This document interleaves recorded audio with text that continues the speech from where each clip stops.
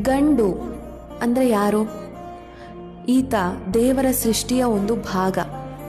ತನ್ನ ಕನಸುಗಳನ್ನು ತನ್ನ ಹೆತ್ತವರ ಮುಖದಲ್ಲಿ ನಗು ತರಿಸಲು ತ್ಯಾಗ ಮಾಡುವಂಥವನು. ತನ್ನಲ್ಲಿರುವ ಎಲ್ಲ ಸಂಪಾದನೆಗಳನ್ನು ತಾನು ಪ್ರೀತಿಸುವ ಹುಡುಗಿಗೆ ನೀಡಲು, ಉಡುಗೊರೆಯನ್ನು ಖರೀದಿಸಲು ಎಲ್ಲವನ್ನ ಖಾಲಿ ಮಾಡುವಂಥವನು. ತನ್ನ ಇಡೀ ಜೀವನವನ್ನ ತನ್ನ ಹೆಂಡತಿ ಮಕ್ಕಳಿಗಾಗಿ ದುಡಿದು ಸೆವೆಯುವಂಥವನು. ಆತನ ಜೀವನ ಬೇರೆಯವರಿಗೆ ಖುಷಿ ನೀಡೋದ್ರಲ್ಲೇ ಕೊನೆ ಮಾಡ್ತಾನೆ. ಆತ ಹೊರಗಡೆ ಹೋದ್ರೆ ಜವಾಬ್ದಾರಿ ಇಲ್ಲದೆ ಇರುವಂಥವನು.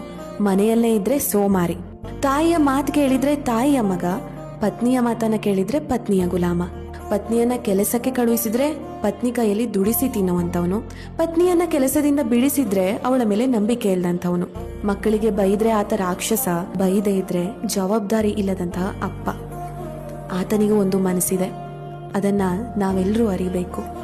ಇಲ್ಲಿ ಗಂಡು ಹೆಣ್ಣು ಇಬ್ರು ಸಮಾನರು. ಇಬ್ರು ಅರ್ಥ ಮಾಡಿಕೊಂಡು ಜೀವನ ನಡೆಸಿದ್ರೆ ಬದುಕು ಸುಂದರವಾಗಿರುತ್ತೆ. ನೀವೇನಂತೀರಾ?